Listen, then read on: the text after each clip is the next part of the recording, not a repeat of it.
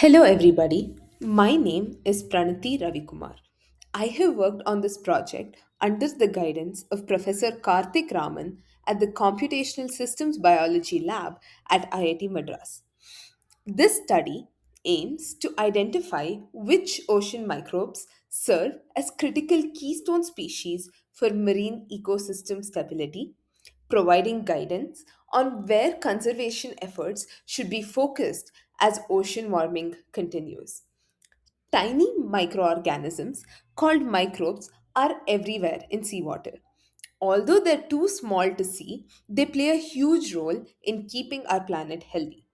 They recycle nutrients, help produce oxygen, support marine food webs, and even influence the Earth's climate.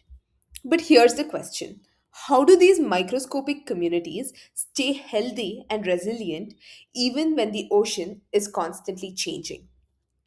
To find this out, we analyzed more than 4,600 ocean samples collected from around the world, spanning tropical, temperate, and polar regions.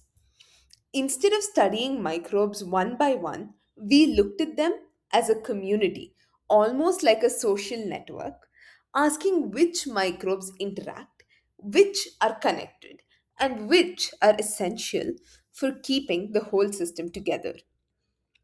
We discovered that different parts of the ocean build microbial communities in different ways. Polar oceans formed tightly organized communities, while tropical and temperate oceans were shaped by a balance of environmental conditions and chance. But our most surprising discovery was the most important microbes weren't the most common ones. Rare specialist microbes acted like hidden bridges, connecting different parts of the microbial community.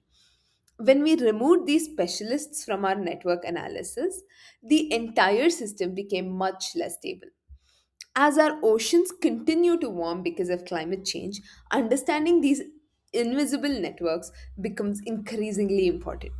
By uncovering how marine microbial communities assemble and remain stable, our research helps us better predict how ocean ecosystems may respond to future environmental change and reminds us that sometimes the smallest organisms can have the biggest impact on our planet. Thank you.